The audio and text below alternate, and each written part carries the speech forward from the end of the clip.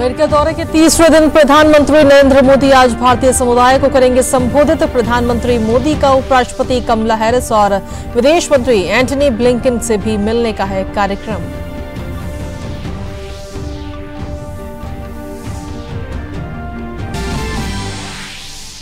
प्रधानमंत्री नरेंद्र मोदी ने दूसरी बार अमेरिकी संसद को किया संबोधित। घंटे भर के भाषण में तालियों से गूंजती रही संसद। अमेरिकी संसद में लगे मोदी मोदी के नारे। पीएम मोदी ने एआई से की भारत अमेरिका संबंधों की तुलना। कहा, जब भारत बढ़ता है तो बढ़ती है पूरी दुनिया।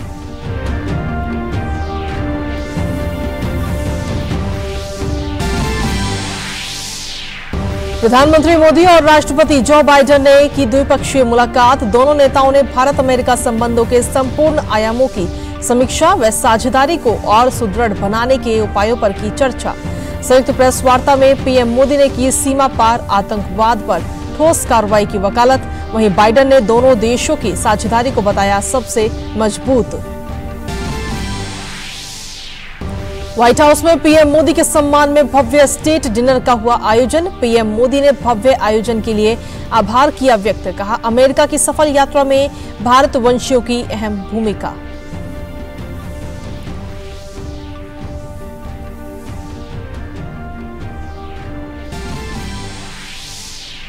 पीएम के अमेरिका दौरे पर विदेश मंत्रालय ने की प्रेस वार्ता। विदेश सचिव विनय मोहन क्वात्रा ने कहा, पीएम मोदी और राष्ट्रपति बाइडेन के बीच हुई प्रौद्योगिकी पर वार्ता। साथ ही दोनों देशों के बीच तकनीक सहयोग पर हुए कई समझौतों की भी दी जानकारी।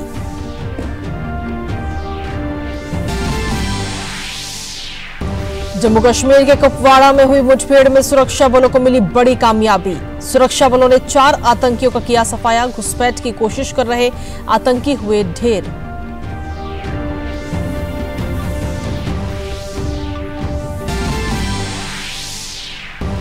बेंगलुरु में स्वास्थ्य कल्याण और खेल पर गहन विचार विमर्श करने के लिए आज से शुरू हो रहा है 14वां युवा परामर्श कार्यक्रम Y20। वहीं पटना में जारी G20 देशों के श्रम संबंधी समूह की श्रम 20 की शिखर बैठक का आज दूसरा दिन।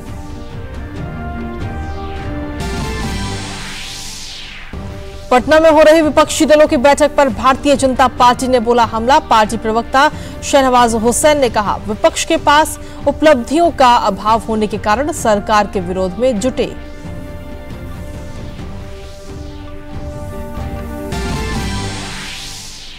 और बर्लिन में चल रहे स्पेशल ओलंपिक में भारतीय एथलीटों का शानदार प्रदर्शन जारी। भारत को अंकुश ने गोल्फ में दिलाए 2 स्वर्ण। वहीं रणवीर और राहुल की जोड़ी ने भी गोल्फ में जीता स्वर्ण।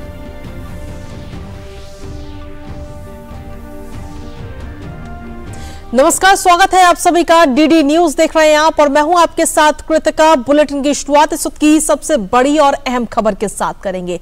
दरअसल जम्मू कश्मीर में सुरक्षा बलों को बड़ी कामयाबी हाथ लगी है, जहां सुरक्षा बलों ने कुपवाड़ा में 4 आतंकियों को मार गिराया है।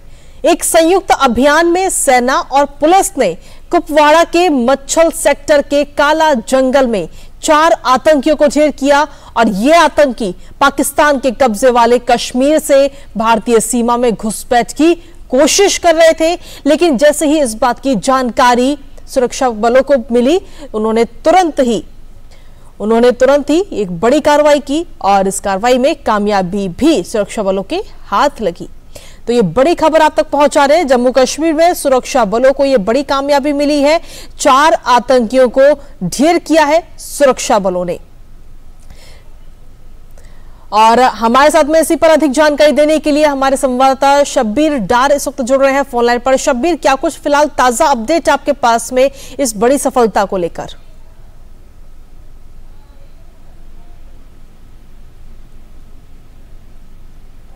शब्बीर, आवाज मिल रही है आपको? चलिए, हमारा संपर्क अभी उनसे नहीं हो पा रहा है। एक बार फिर से संपर्क साधने की कोशिश करेंगे, लेकिन लगातार आपको बता रहे हैं कि ये एक बड़ी कामयाबी है जो इस वक्त हाथ लगी है सुरक्षा बलों की। और ऐसे में 4 आतंकियों को ढेर किया गया, जो कहीं ना कहीं ये इस कोशिश में थे कि कैसे भी करके घुसपैठ के जरिए भारत में प्रवेश किया जा सके और घुसपैठ की कोशिश कर रहे इन 4 ही आतंकियों को सुरक्षा बलों ने ढेर कर दिया है। जैसे ही इसकी जानकारी सुरक्षा बलों को लगी, उन्होंने तुरंत कार्रवाई की और इस कामयाबी उनके हाथ पहुंची। तो ये बड़ी खबर लगातार आप तक पहुंचा रहे हैं। जम्मू कश्मीर में सुरक्षा बलों को ये बड़ी कामयाबी मिली है। और शब्बीर एक बार फिर से हमारे साथ जुड़ गए। शब्बीर, आवाज मिल पा रही है आपको? हाँ बिल्कुल बिल्कुल।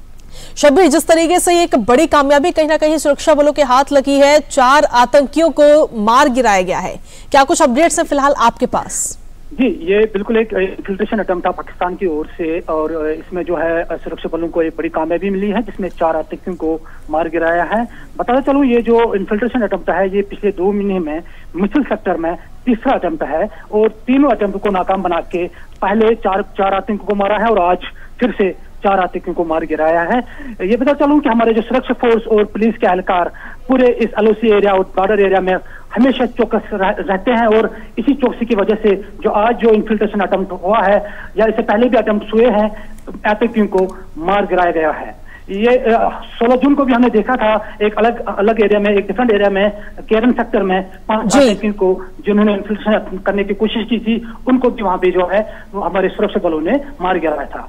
ये पिछले 2-3 महीनों से जो है हमने देखा है कि इस LOC के एरिया में पाकिस्तान की ओर से यहाँ पे जो घुसपैठियों को भेजने की पूरी कोशिश की जा रही है, लेकिन यहाँ पे जो हमारे बॉर्डर और LOC पे जो हमारे फोर्सेस है वो चौकस है, और उनकी वजह से पाकिस्तान की जो मंशा है यहाँ पे आतंकियों को धकेलना और यहाँ पे पीस और अमन में रखना डालने की, उसको हमारे सुरक्षा फोर्सेस जो है बल जो है वो उन कोशिशों को नाकाम बनाने में हमेशा सफल रहे हैं। जी शब्बीर, ये 4 आतंकी किस संगठन से ताल्लुक रखते थे, इसके बारे में कुछ जानकारी अभी तक मिल पाई है? और क्या इनके और भी साथी और भी सहयोगी वहां पर हो सकते हैं? इस पर कुछ अपडेट्स अभी तक?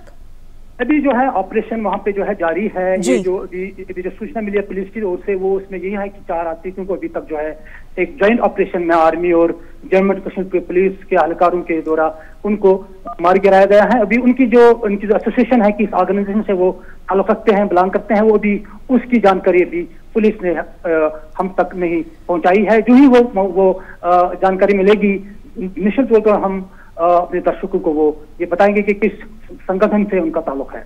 जी, आखिर शब्बीर, आपसे जानना चाहेंगे कि सुरक्षा बलों को इस बात की जानकारी कहां से मिली? क्या इस बारे में कुछ अपडेट मिल पाया है? सुरक्षा बलों ने इस पूरा जो ऑपरेशन चलाया उसको लेकर कुछ जानकारी दी है अभी तक? जी, एक तो जो हमारे बॉर्डर एरिया में या LOC के एरिया में जो हमारे सपोर्टिव फोर्स हमेशा चौकस रहते हैं, वो हमेशा नजर रखते हैं जो इन्फिल्ट्रेशन रूट्स है उन पे हमेशा नजर आती है कि कहीं वहां से कोई इन्फिल्ट्रेट करे।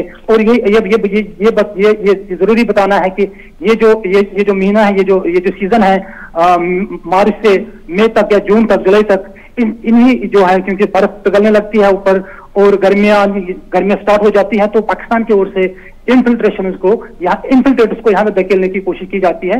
वहां पे जो है आर्मी और पुलिस के जो ह्यूमन इंटेलिजेंस के हैं, वहां पे जो लोग रहते हैं ऊपर से, वो भी फोर्सेस को इनको पहचानने में या इन्फिल्ट्रेशन के अटेम्प्ट्स को के बारे में जो है इंफॉर्मेशन दे के फोर्सेस को आगाह करते हैं, और इसकी वजह से जो हम सफलता देखते हैं, ये एक जॉइंट ऑपरेशन है, इंटेलिजेंस बेस्ड, और जो फिजिकली वहां पे फोर्सेस प्रेजेंट है, उनकी एक जो है बिल्कुल उनकी और एक मेहनत की वजह से ये जो सफलता हमें मिल पाती है। जी जी, शब्बीर, जिस तरीके से देखा जाए, प्रधानमंत्री नरेंद्र मोदी इस वक्त अमेरिका के दौरे पर है, जहां पर उन्होंने अपने संबोधन में आतंकवाद का भी जिक्र किया और कहा कि आतंकवाद एक गंभीर समस्या है जिससे निपटना हम सभी के लिए एक चुनौती भी है और सभी को मिलकर इस पर एक साथ निपटना जरूरी है। और ऐसे वक्त पर जब प्रधानमंत्री अमेरिका के दौरे पर है और उसी दौरान जम्मू में इस तरीके की घुसपैठ की कोशिश,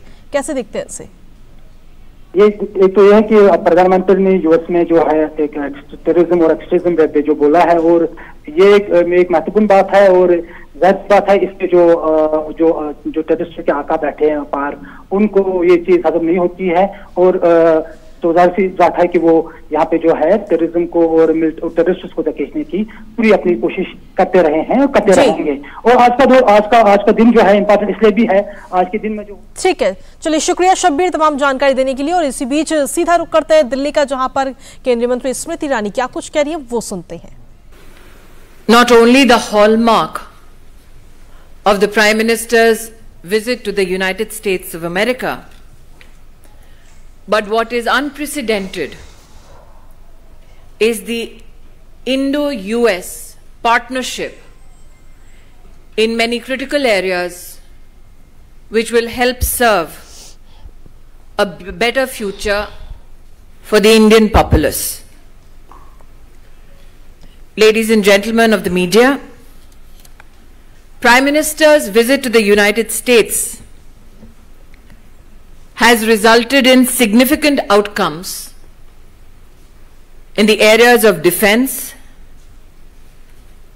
cooperation with regards to strategic technology, a partnership in renewable energy, and also critical minerals cooperation.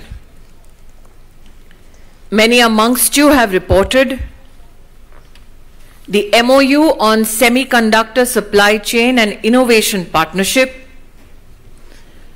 which will promote not only research but commercial opportunities. Micron Technology Inc. will invest $825 million to build a new semiconductor assembly and test facility in India with the support of Indian government. The combined investment is valued at $2.7 billion. It will create not only direct and indirect job opportunities, but will also add a fillip to the Prime Minister's vision of Make in India. Many amongst you are aware that NASA and ISRO will develop a strategic framework for human space flight cooperation by the end of 2023. A joint Indo-US quantum coordination mechanism will also help facilitate collaboration between industry, academia, and government. A $2 million grant program for joint development and commercialization of artificial intelligence and quantum technologies was launched. Some of you are aware that an MOU between General Electric and Hindustan Aeronautics Limited for the manufacture of GE F414 jet engines in India is an MOU which is being hailed across the country. IndusX, India-US Defense Acceleration Ecosystem, was launched. It is a network of universities, startups, industry and think tanks which will facilitate joint defense technology innovation and help co-produce advanced defense technology between industries of India and the United States of America. A pro-planet Prime Minister has helped actualize India-US New and Emerging Renewable Energy Technologies Action Platform. The launch of this platform will accelerate cooperation in hydrogen, offshore and onshore wind, and other emerging technologies. And this platform will complement that very Indian ambition. India now has become the newest partner in the Mineral Security Partnership, which will help accelerate development of diverse and sustainable critical energy mineral supply chains. This, ladies and gentlemen, is just a small reflection of the big Indian agenda that was serviced by the Pradhan Sevak during his US visit. As the Prime Minister said, this is the era of dialogue and diplomacy, that the oldest democracy, through dialogue and diplomacy, has yet again delivered for the people of India, I think is best enunciated in the partnerships that I have just reflected on. देवी और सज्जनों, प्रधानमंत्री मोदी की America के दौरे के दौरान diplomatic और strategic कई ऐसे अहम निर्णय लिए गए जो नवभारत के निर्माण में आत्मनिर्भर भारत के संकल्प के साथ हमारे देश में हिंदुस्तानियों को आर्थिक उन्नति के नए अवसर प्रदान करेंगे। आप सब जानते हैं कि प्रधानमंत्री मोदी के नेतृत्व में कई समझौते यूएस के इस दौरे में किए गए। $825 मिलियन के निवेश के साथ हिंदुस्तान में माइक्रोन टेक्नोलॉजी, सेमीकंडक्टर की सुविधा, असेंबली और प्रौद्योगिकी की दृष्टि से फैसिलिटी को भारत में स्थापित करेगी। कुल निवेश मात्र इस एमओयू की वजह से होगा $2.7 बिलियन का। अंतरिक्ष की दृष्टि से एक ऐतिहासिक समझौता इसरो और नासा के बीच, जिसके अंतर्गत मनुष्य को अंतरिक्ष की नई ऊंचाइयों से अवगत कराने का ये कोऑपरेशन, ये समझौता साल 2023 के अंत तक अलंकृत किया जाएगा। आप सब जानते हैं प्रधानमंत्री मोदी जी ने क्वांटम कंप्यूटिंग की दृष्टि से भारत सरकार के सौजन्य से एक विशिष्ट योजना को साकार किया है। उसी पथ पर चलते हुए हिंदुस्तान और अमेरिका का क्वांटम कोऑर्डिनेशन मैकेनिज्म हमारे देश में शैक्षिक संस्थान और हमारे देश के उद्योग को और भी सशक्त करने में अपना योगदान दे पाएंगे। वर्षों से हिंदुस्तान में ये चर्चा रही कि हम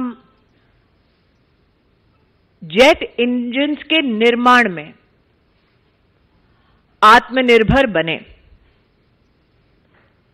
आत्मनिर्भरता के इसी संकल्प के साथ हम हिंदुस्तानी स्वागत करते हैं जनरल इलेक्ट्रिक और हिंदुस्तान एरोनॉटिक्स लिमिटेड के उस समझौते का, जिसकी वजह से अब हिंदुस्तान में GE F414 जेट इंजन्स का निर्माण होगा। पर्यावरण के प्रति भारत की प्रतिबद्धता को पुनः दर्शाते हुए प्रधानमंत्री मोदी के अमेरिका यात्रा के परिणाम स्वरूप हिंदुस्तान और अमेरिका के बीच नई और इमर्जिंग तकनीक, जो रिन्यूएबल एनर्जी से संबंध रखता है, इसका एक महत्वपूर्ण प्लेटफॉर्म लॉन्च हो पाया। इंडस एक्स एक ऐसी व्यवस्था, एक ऐसा नेटवर्क जिसमें दोनों देशों की यूनिवर्सिटी, शैक्षिक संस्थान, स्टार्टअप्स, उद्योग, थिंक टैंक्स, रक्षा क्षेत्र में नई प्रौद्योगिकी के संचार के लिए और मात्र चिंतन ही नहीं बल्कि उद्योगों के बीच में समन्वय के माध्यम से प्रोडक्शन पे भी तवज्जो देने वाली इंडेक्स एक्स का लॉन्च दोनों देशों के लिए लाभदायी है।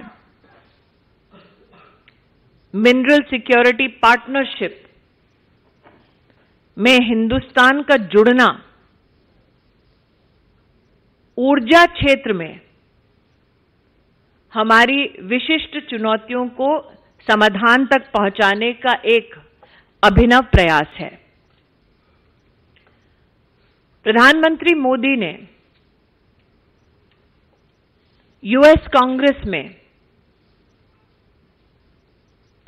वंदे मातरम भारत मां के जयघोष के मध्य में कहा कि ये युग युद्ध का नहीं,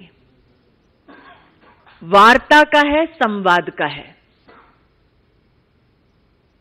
और उनकी संवाद शैली का ही ये प्रभाव है कि अमेरिकी उनके इस दौरे में भारतीय उद्योग, भारतीय शिक्षा और भारत के आत्मनिर्भरता के संकल्प को नई उड़ान मिली है। भारतीय जनता पार्टी के सभी कार्यकर्ता प्रधानमंत्री मोदी को उनके नेतृत्व के लिए और सफल संवाद के लिए अभिनंदन देते हैं, बधाई देते हैं।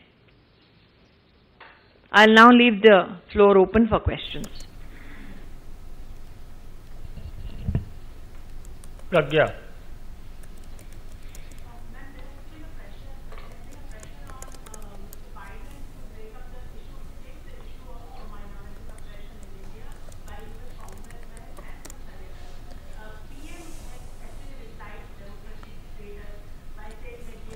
तो प्रधानमंत्री नरेंद्र मोदी के अमेरिका दौरे को लेकर के ये प्रेस कॉन्फ्रेंस की जा रही थी। आपको बता दें केंद्रीय मंत्री स्मृति ईरानी की तरफ से ये प्रेस कॉन्फ्रेंस की गई और इस दौरान उनके दौरे में किन किन समझौतों पर हस्ताक्षर हुए हैं, MOU साइन हुए हैं, उन तमाम चीज़ों की जानकारी देती हुई स्मृति ईरानी नजर आई। साथ ही जानकारी दी कि वो आगे आने वाले समय में भारत और अमेरिका के बीच में जो ये समझौते हुए हैं वो कितने लाभदायक होंगे।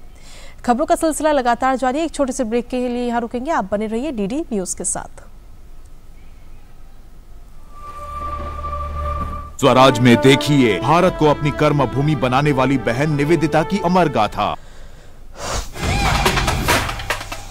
बर्लिन में शुरू हो चुका है स्पेशल ओलंपिक्स का 16वां संस्करण। 190 देशों के 60,000 एथलीट्स के बीच होगा कड़ा मुकाबला। ये सभी एथलीट्स देंगे अदम्य शौर्य और साहस का परिचय। स्पेशल ओलंपिक्स से जुड़ी तमाम खबरों को देखने के लिए देखते रहिए DD न्यूज।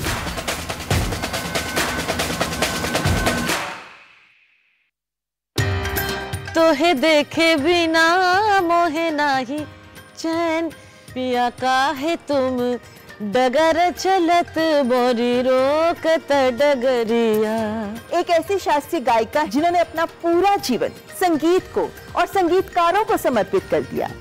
जब रियाज समझ के करोगे तो तासीर नहीं मिलेगी, जब तक उनका नूर नहीं आएगा तो उसका कोई असर ही नहीं है। जिस दिन बाबा मुझे कहे भारत रत्न उस्ताद बिस्मिल्लाह खान तुम्हारे साथ जुगलबंदी कर रहा है, तुमको पता चल रहा है तुम्हारे पास क्या हो रहा है, मैं ना अल्फाज को महसूस करती हूँ पहले, तो गाना यहाँ से नहीं ऑटोमेटिक यहाँ से आता है। आज जाने की जिद ना करो। और ब्रेक के बाद एक बार फिर से स्वागत है आप सभी का। खबरों में आगे बढ़ते हुए अब बात करेंगे प्रधानमंत्री नरेंद्र मोदी के अमेरिका दौरे की कि आखिर ये अमेरिका का दौरा कितना खास, कितना अहम और कितना सफल रहा। प्रधानमंत्री नरेंद्र मोदी के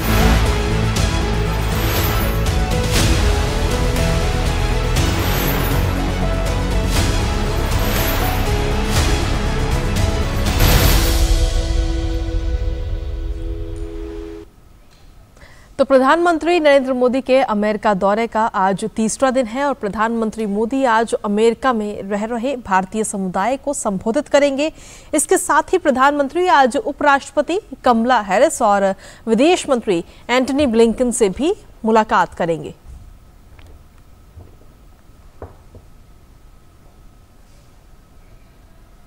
वहीं प्रधानमंत्री नरेंद्र मोदी के अमेरिका दौरे पर अमेरिका से विदेश मंत्रालय ने प्रेस वार्ता की।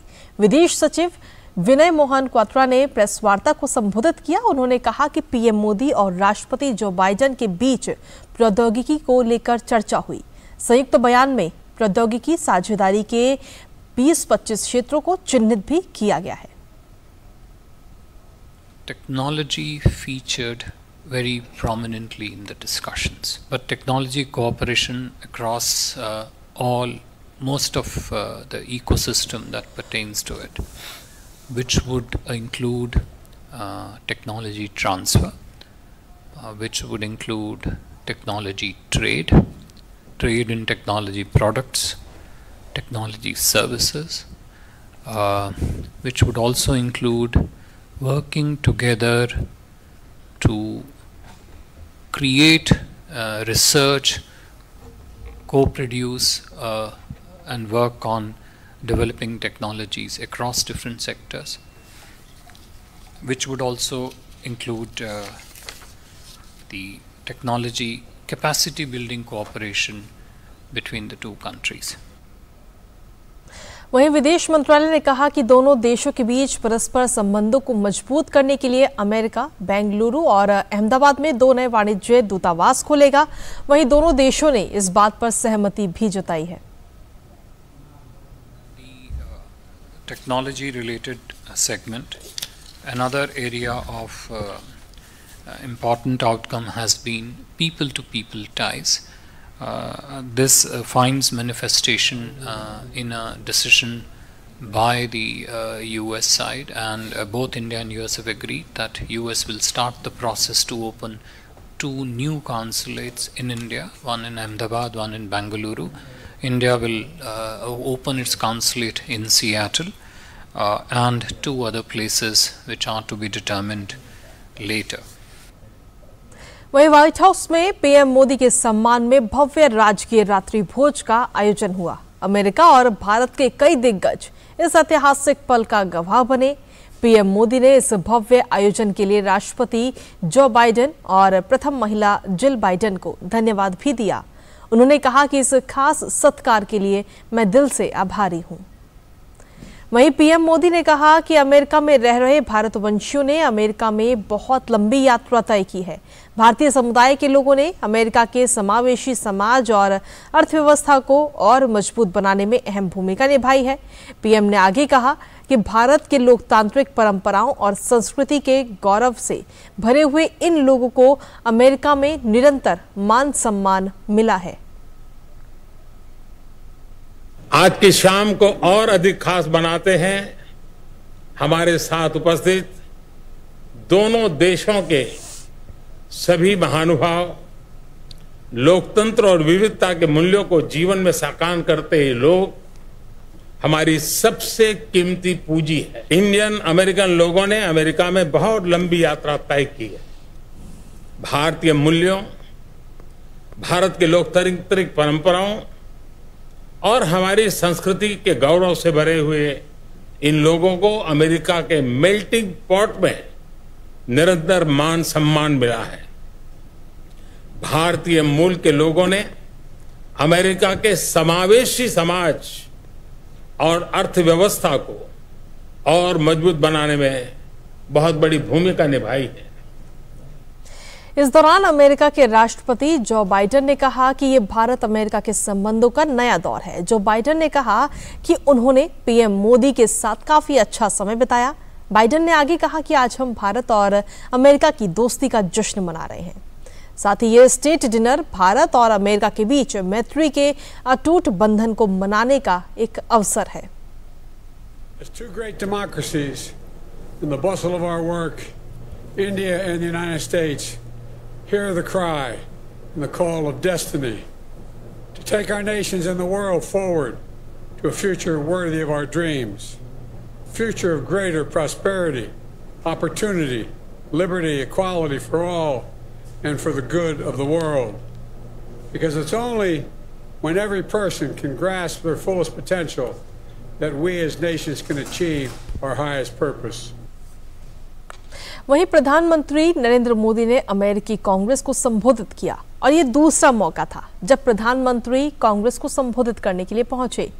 आपको बता दें कि इससे पहले साल 2016 में कांग्रेस को संबोधित पीएम ने किया था।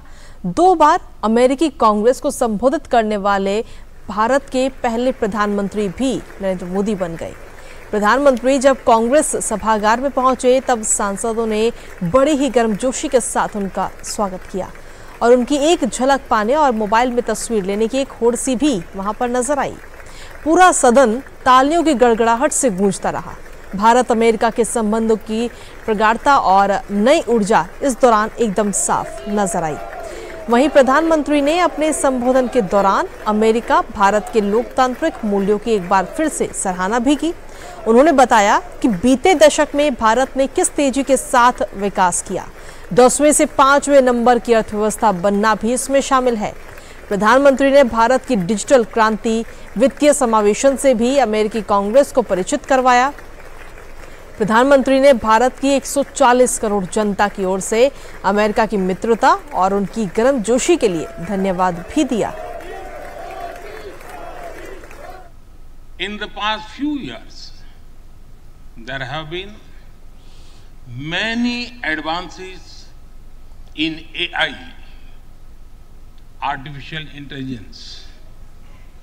At the same time, there have been even more momentous development in another AI, America and India.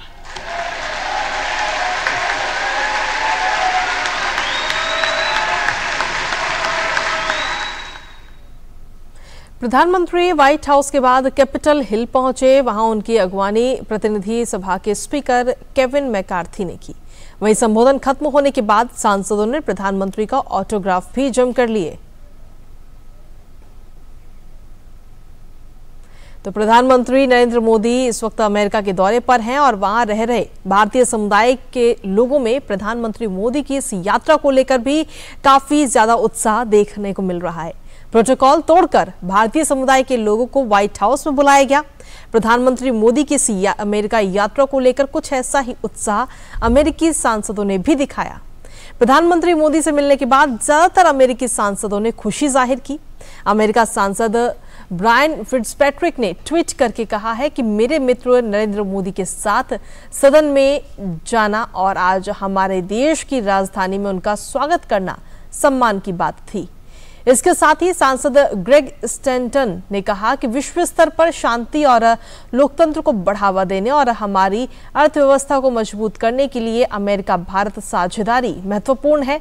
अमेरिकी सांसद रिच मैककॉर्मिक ने कहा कि प्रधानमंत्री नरेंद्र मोदी से शानदार मुलाकात हुई। भारत और अमेरिका मिलकर एक उज्जवल भविष्य बनाएंगे। वहीं कॉलिन एलरेड ने ट्वीट करके कहा कि वैश्विक चुनौतियों को हल करने के लिए दुनिया के लोकतंत्रों को मिलकर काम करना चाहिए। संयुक्त सत्र में प्रधानमंत्री नरेंद्र मोदी का स्वागत किया। मैं हमारे दोनों देशों के बीच राजनयिक और आर्थिक संबंधों को मजबूत करना जारी रखने के लिए उत्सुक हूं। वहीं सांसद मार्क वार्नर ने ट्वीट किया और कहा कि पीएम मोदी की यात्रा दोनों देशों के बीच संबंधों को मजबूत करने का एक महत्वपूर्ण अवसर है। अमेरिका और भारत दोनों की अर्थव्यवस्थाओं और राष्ट्रीय सुरक्षा के लिए हमारी साझेदारी को गहरा करने के इससे अधिक महत्वपूर्ण समय कभी नहीं रहा। तो प्रधानमंत्री नरेंद्र मोदी और राष्ट्रपति जो बाइडेन ने द्विपक्षीय मुलाकात की और दोनों नेताओं ने भारत अमेरिका संबंधों के संपूर्ण आयामों की समीक्षा और साझेदारी को और सुदृढ़ बनाने के उपायों पर भी चर्चा की।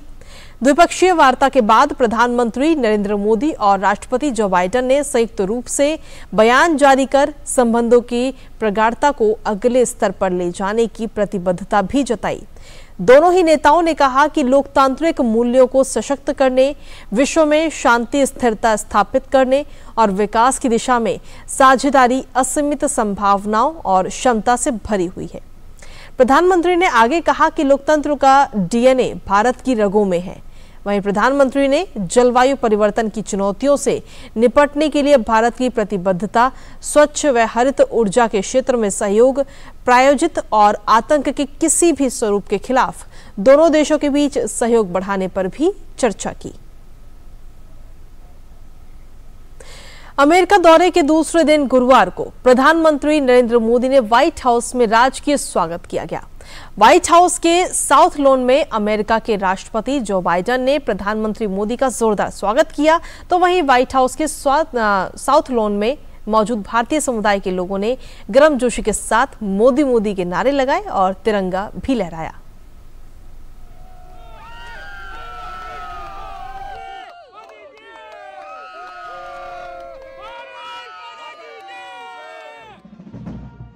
ये इतिहास का पल था जब व्हाइट हाउस में प्रधानमंत्री नरेंद्र मोदी को पहली बार सेरेमोनियल वेलकम दिया गया।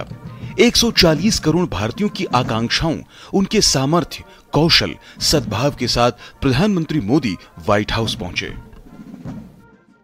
तो मैं राष्ट्रपति बाइडेन के मित्रतापूर्ण स्वागत और दीर्घदृष्टिपूर्ण संबोधन के लिए उनका हृदय से बहुत बहुत आभार व्यक्त करता हूं। Thank you president Biden for your friendship. Friends, आज व्हाइट हाउस में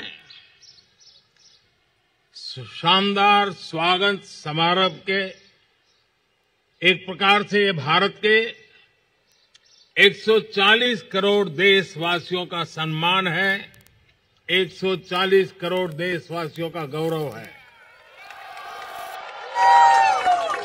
ये सम्मान अमेरिका में रहने वाले 4 मिलियन से अधिक भारतीय मूल के लोगों का भी सम्मान है। भारत और अमेरिका दुनिया के 2 बड़े लोकतांत्रिक देश, जिनके मूल्य साझा हैं, जिनकी साझेदारी विश्वसनीय है, जो अब कदम दर कदम बढ़ते हुए 21वीं सदी में नई शुरुआत कर रहे हैं। भारत और अमेरिका दोनों के समाज और व्यवस्थाएं लोकतांत्रिक मूल्यों पर आधारित है। दोनों देशों के संविधान, उसके पहले 3 शब्द, और जैसा राष्ट्रपति बाइडेन ने अभी जिसका उल्लेख किया, वी द पीपल, हम दोनों देश अपनी विविधता पर गर्व करते हैं। हम सर्वजन हिताय सर्वजन सुखाय इस मूलभूत सिद्धांत में विश्वास रखते हैं। अमेरिका के उपराष्ट्रपति, विदेश मंत्री, रक्षा मंत्री, भारत के विदेश मंत्री, राष्ट्रीय सुरक्षा सलाहकार, विदेश सचिव, यानी दोनों देशों का प्रतिनिधिमंडल, ये भारतीय प्रधानमंत्री की राष्ट्रीय यात्रा के खास पल, जिसे हर एक भारतीय दिल में बसा लेना चाहता था। अमेरिका में रहने वाले भारतीय भी बड़ी संख्या में व्हाइट हाउस पहुंचे। 22 जून 2023 ये दिन भारत और अमेरिका के रिश्तों के इतिहास में स्वर्णिम अध्याय के तौर पर देखा जाएगा, क्योंकि आज जो कुछ हुआ वो इससे पहले इन दोनों देशों के रिश्तों में आज से पहले कभी नहीं हुआ था। आज सुबह जब प्रधानमंत्री नरेंद्र मोदी का यहाँ पर जो है राजकीय अतिथि के तौर पर उनका सम्मान किया गया, उनको वेलकम किया गया, तो अमेरिका ने भारत के प्रधानमंत्री के स्वागत करने के लिए 21 तोपों की सलामी दी। यहाँ पर जो आप व्हाइट हाउस देख रहे हैं, अमेरिकी राष्ट्रपति का जो निवास देख रहे हैं, इसके पीछे जो एक लॉन है जिसको साउथ लॉन की तरह से कहा जाता है, उसके दरवाजे पहली बार इतनी बड़ी तादाद में भारतवंशियों के लिए खोले गए। प्रधानमंत्री मोदी अपनी पहली राजकीय यात्रा पर व्हाइट हाउस में थे और यह पहला मौका भी था जब व्हाइट हाउस ने अपने प्रोटोकॉल तोड़ते हुए भारतीयों को व्हाइट हाउस के अंदर बुलाया। यह है भारतीयों की बढ़ती हुई ताकत और भारतीय प्रधानमंत्री का सम्मान।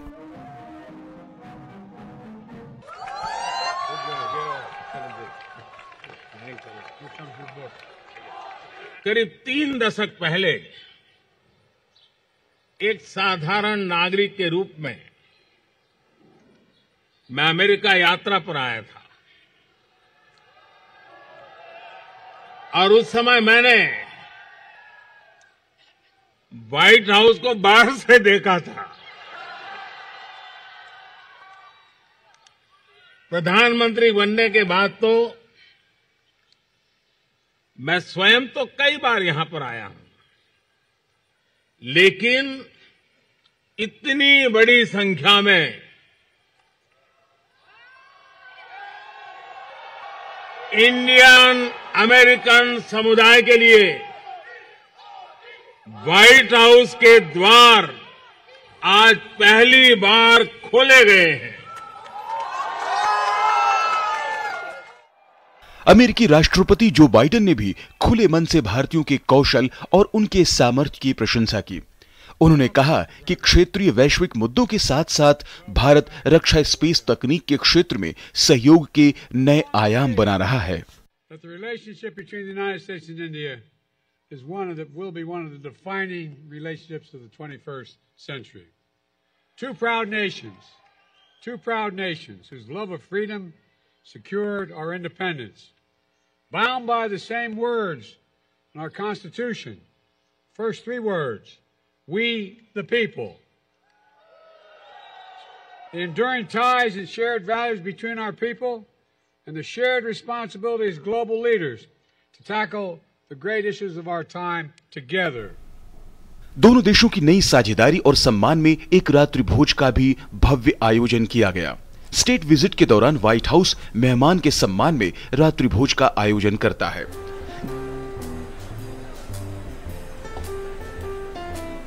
जिसमें दोनों देशों के हर एक क्षेत्र से जुड़ी हस्तियों को शामिल किया जाता है।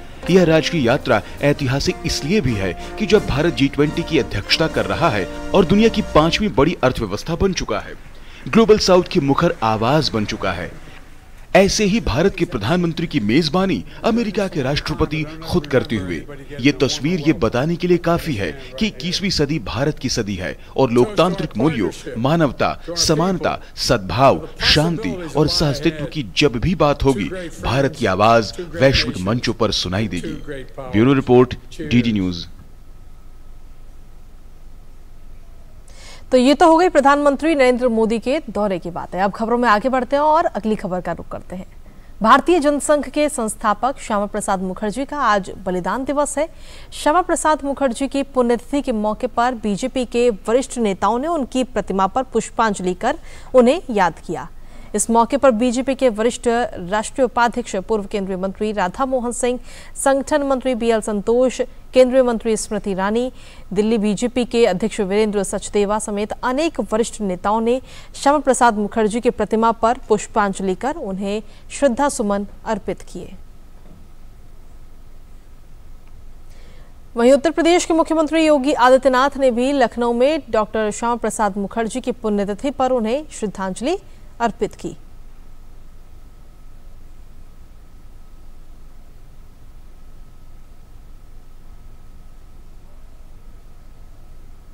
देश की आजादी की लड़ाई में उन्होंने महत्वपूर्ण भूमिका का निर्वहन किया। देश के विभाजन की त्रासदी को रोकने के लिए और पूरे बंगाल को अंग्रेजों की कुटिलता से बचाने में डॉक्टर श्यामा प्रसाद मुखर्जी जी जैसे राष्ट्र नायकों का एक बड़ा योगदान रहा है। डॉक्टर श्यामा प्रसाद मुखर्जी जी ने एक नारा देश को दिया था, एक देश में दो प्रधान, दो विधान और दो निशान नहीं चलेंगे। डॉक्टर श्यामा प्रसाद मुखर्जी जी के सपने को साकार किया प्रधानमंत्री श्री नरेंद्र मोदी जी ने, जब 5 अगस्त 2019 को कश्मीर में धारा 370 को सदैव के लिए समाप्त करके। वहीं केंद्रीय गृह मंत्री अमित शाह जम्मू कश्मीर की 2 दिवसीय यात्रा पर हैं, जहां अमित शाह ने आज जम्मू स्थित भाजपा कार्यालय में भारतीय जनसंघ के संस्थापक श्यामा प्रसाद मुखर्जी की प्रतिमा पर पुष्पांजलि अर्पित की और इसके बाद में अमित शाह भगवती नगर में केंद्रीय फोरेंसिक विज्ञान प्रयोगशाला का शिलान्यास और विभिन्न विकास योजनाओं का उद्घाटन एवं शिलान्यास भी करते हुए नजर आएंगे। गृह मंत्री दोपहर के बाद में श्रीनगर जाएंगे और श्रीनगर में संस्कृति मंत्रालय द्वारा आयोजित वितस्ता महोत्सव में शामिल होंगे। अमित शाह श्रीनगर स्थित राजभवन में सुरक्षा समीक्षा की बैठक करेंगे।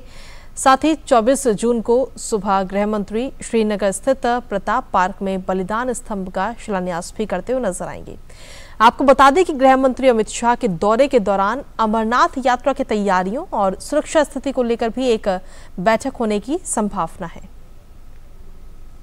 और अगली खबर का रुख करते हैं, जो है असम से, जहां पर बाढ़ की स्थिति इस वक्त काफी गंभीर बनी हुई है। राज्य के कई हिस्सों में आंधी, बिजली और भारी बारिश हो रही है। इस बाढ़ से 4,95,000 से ज्यादा लोग प्रभावित हैं। असम राज्य आपदा प्रबंधन प्राधिकरण के अनुसार 5 नदियां बेकी, मानस, पगलाडिया, पुथिमारी और ब्रह्मपुत्र खतरे के इस निशान से ऊपर बह रही है। तो वहीं बाढ़ से प्रभावित जिलों की संख्या बढ़कर 22 हो चुकी है, जिसमें बजली, बाक्सा, बरपेटा, चिरांग, दरांग, विश्वनाथ, कछार, धुबरी समेत कई जिले शामिल हैं।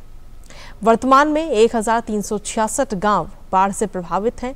कई जिलों में बाढ़ के पानी से कटाव, तटबंध, सड़कें, पुल क्षतिग्रस्त हो चुके हैं।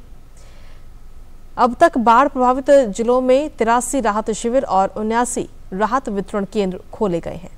14,000 से ज्यादा लोग राहत शिविरों में रह रहे हैं। वहीं एनडीआरएफ, एसडीआरएफ, स्थानीय प्रशासन की टीमों को भी बचाव कार्यों में तैनात किया गया है।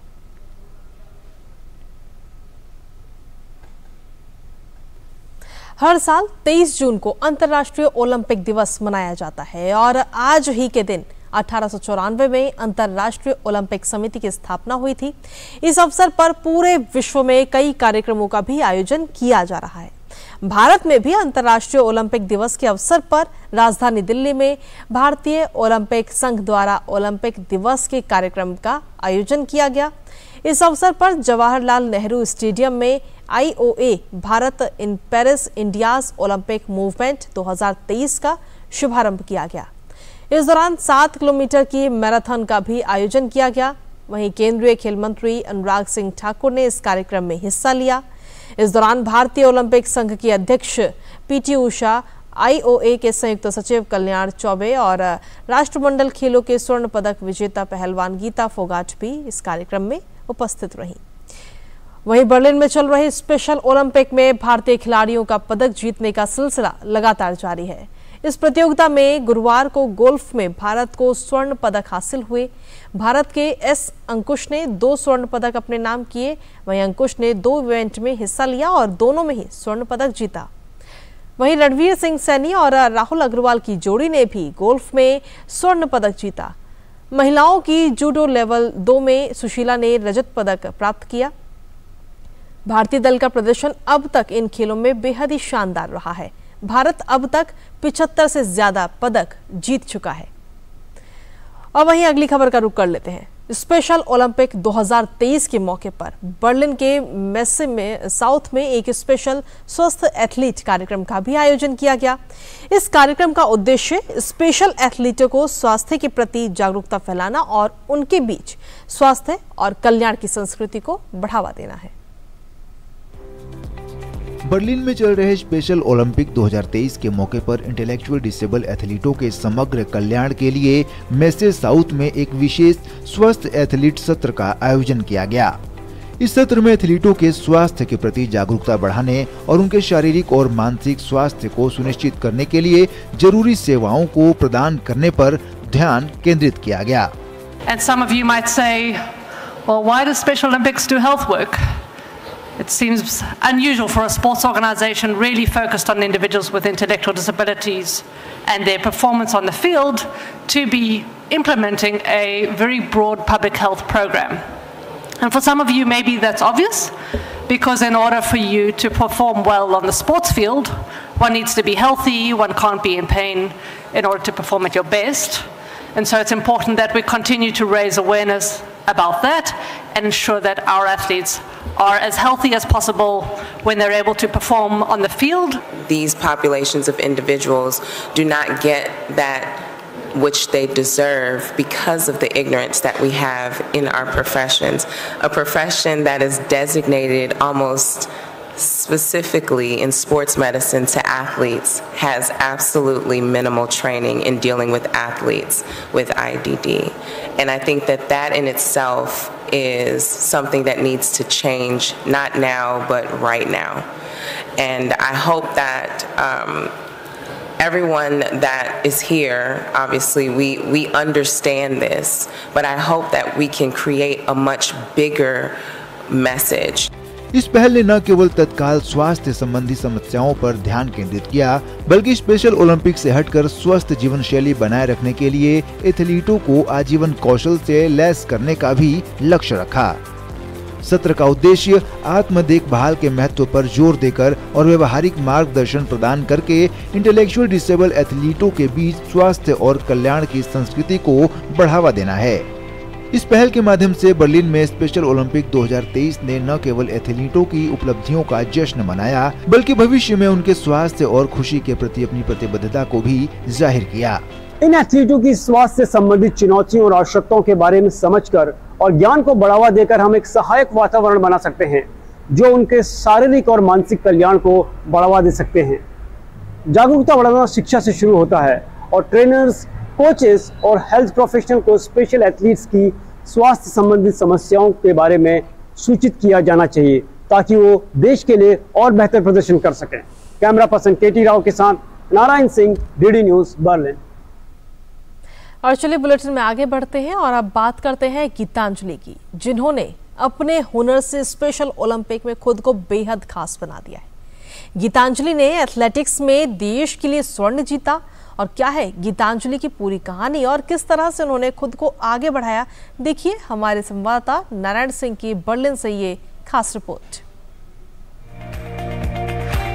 जर्मनी की राजधानी बर्लिन में चल रहे स्पेशल ओलंपिक में भारतीय एथलीटों का दमदार प्रदर्शन बरकरार है और इस कड़ी में एक नाम जो सबकी जुबां पर है, वह नाम है गीतांजलि नागवेकर, जिन्होंने स्पेशल ओलंपिक में एथलेटिक्स में देश के लिए पहला स्वर्ण पदक हासिल किया। गीतांजलि के लिए ये उपलब्धि किसी सपने के सच होने जैसी रही।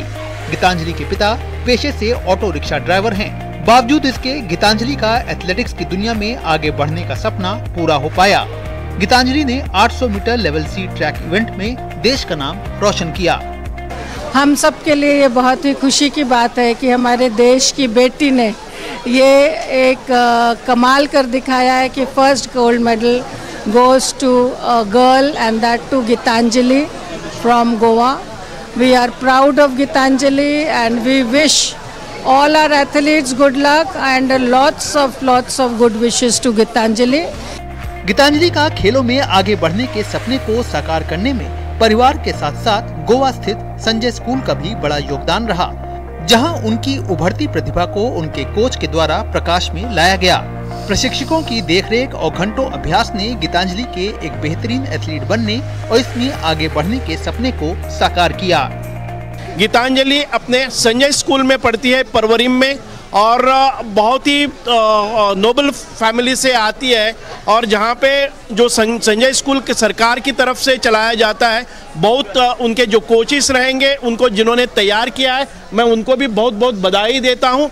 बहुत खुशी हो रही है आज के दिन गीतांजलि जी ने गोल्ड प्राप्त किया है। गीतांजलि अभी 20 साल की हो गई है और स्पेशल ओलंपिक भारत से 2016 में जुड़ी हुई है। वो गोवा में जो संडे स्कूल है उसमें वो पढ़ाई, स्पेशल स्कूल में पढ़ाई करती है, और उनके जो पिताजी है वो गाड़ी चलाने का काम करते हैं, मम्मी है वो हाउस वाइफ है, और बहुत उसने स्ट्रगल किया है ये स्पेशल ओलंपिक भारत में, और अच्छा रहा इसका ये मेडल लाना बहुत ही अच्छे तरह से।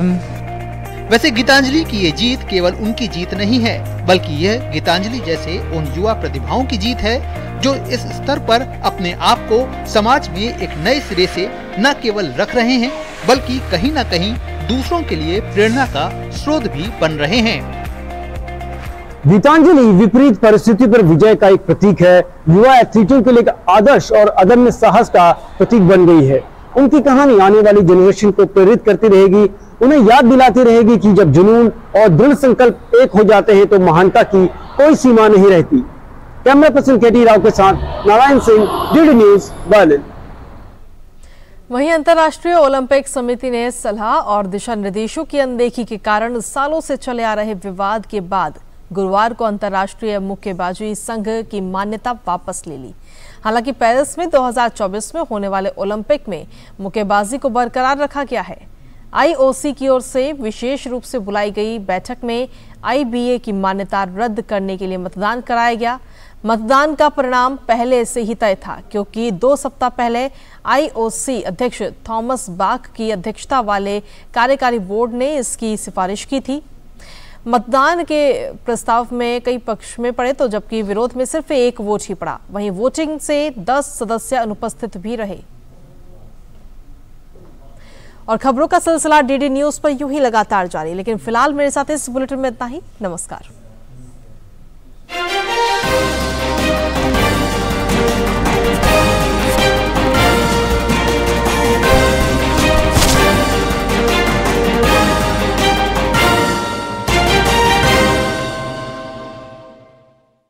टेलीविजन की एकमात्र साप्ताहिक